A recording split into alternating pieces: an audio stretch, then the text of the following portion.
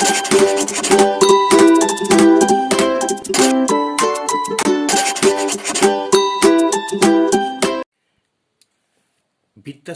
Education সেন্টারের তরফ থেকে প্রত্যেকটি ছাত্রছাত্রীকে আমার শুভেচ্ছা। আমরা এই চ্যানেলের মাধ্যমে বিভিন্ন ক্লাসের আমরা বিভিন্ন সাবজেক্ট নিয়ে আলোচনা করব। আজকে আমরা আলোচনা করছি ক্লাস 8-এর ম্যাথ। দেখো, প্লিজ তোমরা এই বইটা খোলো। দেখতে পাচ্ছ তোমরা এই বইটাতে একবারে পৃষ্ঠা পেজ নাম্বার 5 কোষে দেখো 1.1। আমরা 2 নম্বর অঙ্কটাতে দেখছি আমরা। হ্যাঁ, বলছি আমিনাদের বাড়ির আয়তাকার উঠানের দৈর্ঘ্য 6 মিটার এবং প্রস্থ 4.2 মিটার। ওই উঠানের মাঝখানে 3.5 মিটার ইন্টু 2.5 মিটার মাপের একটা আয়তাকার শতরঞ্চি পাতলাম। শতরঞ্চি বাদে বাকি উঠানের ক্ষেত্রফল হিসেব করে লিখি। তাহলে এখানে আমরা দেখতে পাচ্ছি, দেখো বলছে আয়তাকার উঠান।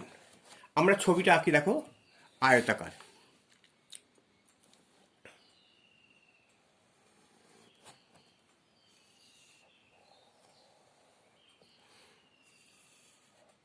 দেখছি এটা একটা আয়তাকার। এখন এই আয়তাকার জিনিসটা আমরা কি করে বুঝবো? আয়তাকার হচ্ছে 4টে বাহু থাকলে এর আয়তাকার হয়, আর 3টে বাহু থাকলে কি হবে? 3টে বাহু থাকলে ত্রিভুজ। এটা তো আমরা জানি। তা এই ত্রিভুজের 3টে বাহু থাকলে ত্রিভুজ, 3টি বাহু দ্বারা বেষ্টিত সমতলিক ক্ষেত্রকে ত্রিভুজ বলে, আর 4টি বাহু দ্বারা সমতলিক ক্ষেত্র চতুর্ভুজ বলে। ত্রিভুজের যেমন অনেক ভাগ আছে, বাহু হিসাবে সমবাহু ত্রিভুজ, সমদ্বিবাহু ত্রিভুজ, বিষমবাহু ত্রিভুজ, হ্যাঁ, আবার সমকোণী ত্রিভুজ, সূক্ষ্মকোণী ত্রিভুজ, স্থূলকোণী ত্রিভুজ। চতুর্ভুজের 4টে ভাগ আছে, অনেক ভাগ আছে, যেমন কি আয়তক্ষেত্র, বর্গক্ষেত্র, রম্বস, ট্রাপিজিয়াম, সামন্তরিক, এরকম বিভিন্ন ভাগ আছে। তার মধ্যে আজকে আমাদের আলোচ্য বিষয় হচ্ছে আয়তক্ষেত্র। এখন এই আয়তক্ষেত্র দেখো এই 4টে বাহু দেখো, এইটা হচ্ছে এটা, এই নাম আছে, এটাকে বলছে দৈর্ঘ্য। আর এইটা হচ্ছে, এই দিকটা হচ্ছে প্রস্থ। অর্থাৎ এই দৈর্ঘ্যের মাপটা সমান হবে আর প্রস্থের মাপটা সমান হবে। অর্থাৎ যে চতুর্ভুজের বিপরীত বাহুগুলো সমান তাকে বলছে আয়তক্ষেত্র। যে চতুর্ভুজের বিপরীত বাহুগুলো সমান তাকে বলছে আয়তক্ষেত্র। এইবার আমাদের অঙ্কটাতে ফিরে আসে। হ্যাঁ, অঙ্কটা বলছে উঠানের দৈর্ঘ্য। তাহলে এইটা আয়তকার একটা,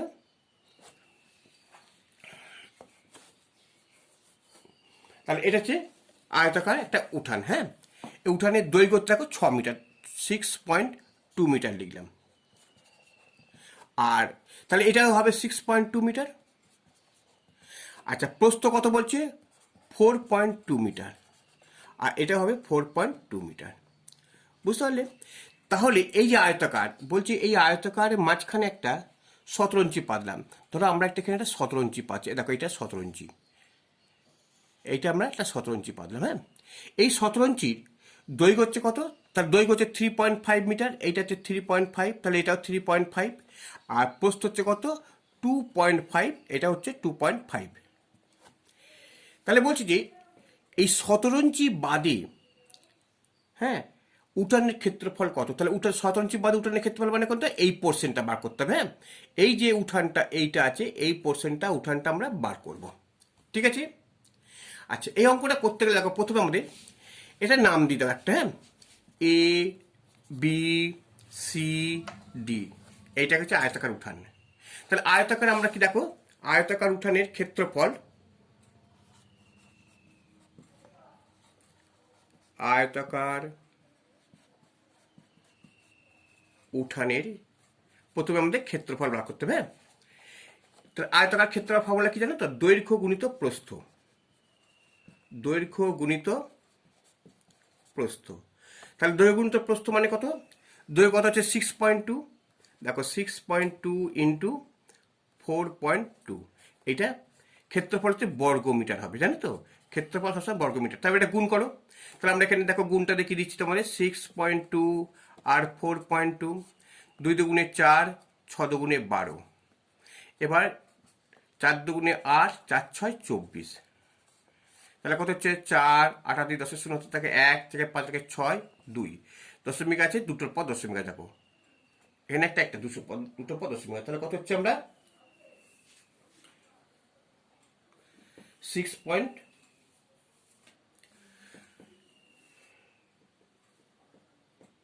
অঙ্কটা 6.2, এটা ভুল হচ্ছে অঙ্কটা, দেখো 6.2 নেই গো, এটা 6 পয়েন্ট আছে। হ্যাঁ, অঙ্কটাতে আমাদের একটু লেখাটা ভুল হয়েছিল, সেই হিসেবে করছিলাম, এটা 6 আছে।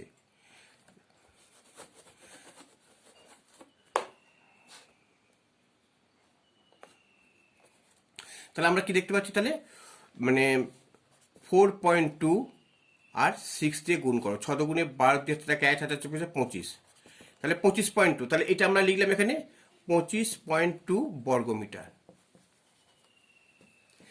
তাহলে ঠিক আছে, তাহলে আমরা এই আয়তাকার উঠানের ক্ষেত্রফল পেলাম। এইবার আমরা শতরঞ্চিটার ক্ষেত্রফল রাখবো, শতরঞ্চি মানে দৈর্ঘ্য ইন্টু প্রস্থ। তাহলে আমরা কি লিখবো, দেখো শতরঞ্চির ক্ষেত্রফল কত হয়, দেখো তাহলে 3.5 ইন্টু 2.5 এত বর্গ, এটা বর্গমিটার লিখবে। হ্যাঁ, তাহলে আমরা কি লিখবো, দেখো 3 এবার গুণ করে দাও, 3.5 আর 2.5, এটা 5 5 25, 5 হাতে থাকে 2, 5 3 15 দিয়ে 17, আর 5 2 10 শূন্য থাকে 1, 3 6 7, তাহলে 5 7 8, এবার দুটো আগে দশমিক 8.75 হচ্ছে, তাহলে এখানে লিখলাম আমরা 8.75 বর্গমিটার। ঠিক আছে, তাহলে আমরা আয়তাকার উঠানের ক্ষেত্রফল পেয়েছি 25.2 বর্গমিটার, আর শতরঞ্চি ক্ষেত্রফল পেয়েছি এইটা। এইবার এইটা থেকে এইটা বাদ দিলে আমরা রাস্তার ক্ষেত্রফলটা পেয়ে যাব। ঠিক আছে, দেখো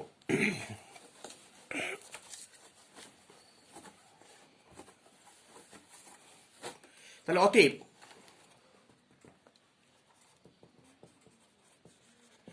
রাস্তার ক্ষেত্রফল কত হচ্ছে, আমাদের আগে কত বেরিয়েছিল 25.2 বিযুক্ত 8.75, এটা বর্গমিটার। এবার আমরা বিয়োগটা কেমন করি, দেখো বিয়োগটা দেখো, তাহলে 25.2 আর 8.75, এখানে দেখো একটা অঙ্ক, দেখো এখানে দশমিক দুটো সংখ্যা আছে, কি দশমিকের পর এখানে একটা সংখ্যা আছে, তাহলে এখানে আমরা একটা শূন্য বসিয়ে দেবো। হ্যাঁ, দশমিকের তোমরা জানো দশমিকের পর ডান দিকে শূন্য কোনো দাম থাকে না। এবার বিয়োগ করতে আমাদের সুবিধা হবে, তাহলে 5 আর কত 10, 5 10 থেকে 1, 7 আর 8 কত 4 10 থেকে 1, 9 কত 15, 6 15 থেকে 1, 1 2, তাহলে কত হচ্ছে এটা 16.45 বর্গমিটার। ঠিক আছে, তাহলে এইটা আমাদের অতএব শতরঞ্চি বাদে রাস্তার ক্ষেত্রফল এটা হলো। অতএব এবার লিখবো শতরঞ্চি বাদে রাস্তার ক্ষেত্রফল, লিখে নি, অতএব শতরঞ্চি বাদে রাস্তার ক্ষেত্রফল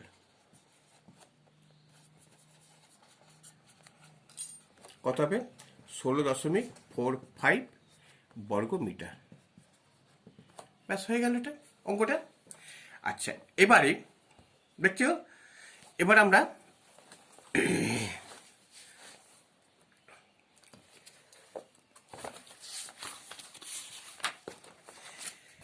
তিনের অঙ্কটা কি বলছে দেখুন, বলছে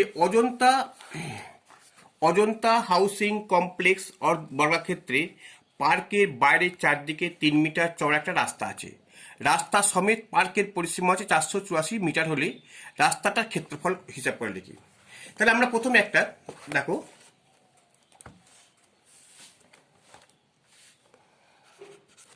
এটা হচ্ছে অজন্তা হাউসিং।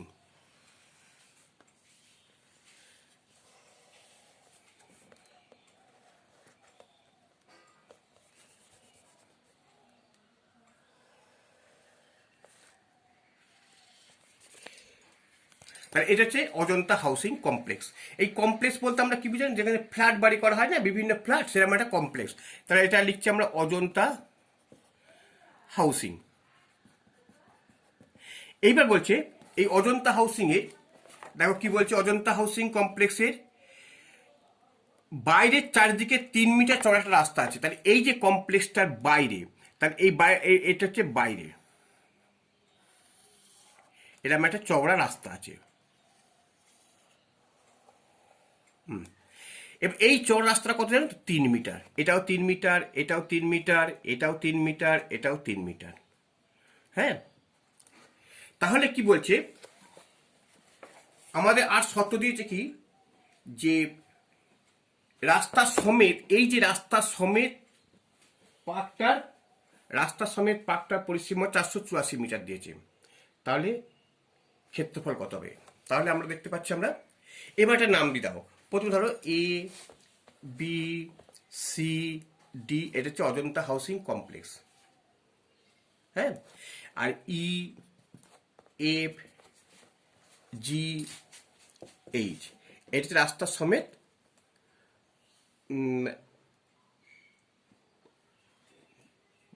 পার্কটা। হ্যাঁ, এখন এটা কি বলছে, যে রাস্তা সমেত পার্কের মানে পরিসীমা দিয়েছে, দেখো রাস্তা সমেত পার্কটির পরিসীমা কত দিয়েছে? 484 মিটার। 484 মিটার। এবার যেহেতু এটা বর্গাকার, আমরা জানি বর্গাকার পরিসীমা কত হচ্ছে? 4 ইন্টু বাহু। তাহলে দেখো বর্গাকার পরিসীমা হচ্ছে 4 ইন্টু বাহু, তাহলে 4 ইন্টু বাহু সমান 484 মিটার। তাহলে কত হচ্ছে? বাহু সমান কত? 484/4, 4×12 = 48, আর 1-4 সমান কত হচ্ছে? 121 মিটার। তাহলে প্রত্যেকটা বাহুর দৈর্ঘ্য পেলাম 121 মিটার। তাহলে এইটা 121 মিটার, এটা 121 মিটার, এটা 121 মিটার, এটা 121 মিটার পেয়ে গেলাম। এইবার দেখো বলছে, তাহলে তাহলে এর ক্ষেত্রফল কত হবে? তাহলে অতএব ইহার ক্ষেত্রফল বার করে নিন একবারে। ইহার ক্ষেত্রফল কত হচ্ছে? তাহলে বাহু স্কোয়ার, কারণ বর্গাকার ক্ষেত্র হচ্ছে বাহু স্কোয়ার। তাহলে 121 × 121, এটা তোমরা গুণ করবে। গুণ করলে কত হবে এটা? দেখো 14641 বর্গমিটার। তাহলে এইটা টোটালটা আমরা ক্ষেত্রফল পেয়ে গেলাম। হ্যাঁ, এইবার আমরা কি করব? এবার দেখো ভেতরটার ক্ষেত্রফল, অজন্তা হাউসিং এর ক্ষেত্রফল করবো। এখন বার করতে গেলে কি করতে আমাদের? এটা বার করতে গেলে দেখো এই যে 3 মিটার চওড়া রাস্তা আছে, এদিকেও 3 মিটার, এদিকেও 3 মিটার কমাতে হবে। তাহলে এই অজন্তা হাউসিং এর কমপ্লেক্সের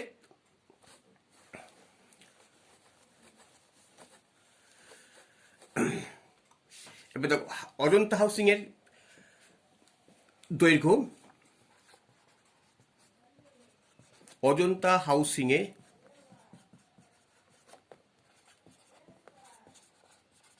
দৈর্ঘ্য কত হবে? তাহলে 121 মিটার তো সবটা ছিল, তার থেকে আমরা দেখো এদিকে 3 মিটার, এদিকে 3 মিটার কমছে, তাহলে কত? 3 × 2 এত মিটার। তাহলে কত হচ্ছে? সমান 121 + 6 সমান কত হচ্ছে? 115 মিটার। তাহলে এর প্রতিটা বাহুর দৈর্ঘ্য 115 মিটার। তাহলে এর ক্ষেত্রফল কত হবে? তাহলে অতএব অজন্তা হাউসিং এর ক্ষেত্রফল, অজন্তা হাউসিং এর ক্ষেত্রফল কত হচ্ছে? 115 ইন্টু বাহু স্কয়ার হবে, তাহলে 115, এটা বর্গমিটার দিয়ে দেবে। তাহলে এটা গুণ করলে কত হবে? 115 ইন্টু 115 মানে 13225 বর্গমিটার।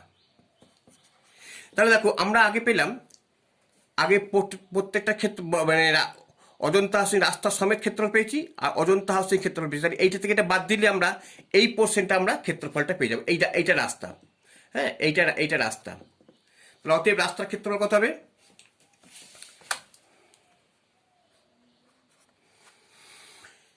দেখো অতএব রাস্তার ক্ষেত্রফল আমরা করছি। দেখো অতএব রাস্তার ক্ষেত্রফল কত হবে? 1, 4, 6 4 1 বিযুক্ত 1 3 2 1 3 2 2 5 বর্গমিটার। এটা বিয়োগ করে দাও, তাহলে কত বিয়োগ করে দিলে কত হবে? দেখো 1 4 6 2 1 4 6 2 1 1 4 6 4 1 আর 1 3 2 2 5 5 কত 11 6 11 তাহলে 1 1 দেখি 3 কত 1 10 4 2 কত 4 10 6 1 10 4 এত বর্গমিটার। অতএব রাস্তা সমান, অতএব রাস্তার ক্ষেত্রফল হচ্ছে কত? এবার লিখে দেবো এটা 1 4 1 6 বর্গমিটার। ঠিক আছে, তোমরা এই দুটো অঙ্ক ভালো করে করবে এবং যদি কোনো বুঝতে অসুবিধে হয় তখন তোমরা 4 1 6 বর্গমিটার। ঠিক আছে, তোমরা এই দুটো অঙ্ক ভালো করে করবে এবং যদি কোনো বুঝতে অসুবিধে হয় তখন তোমরা আমরা কমেন্টের মাধ্যমে জানাবে। হ্যাঁ, আমরা পরের দিন আমরা অন্য অঙ্কগুলো করাবো। ঠিক আছে, গুড বাই।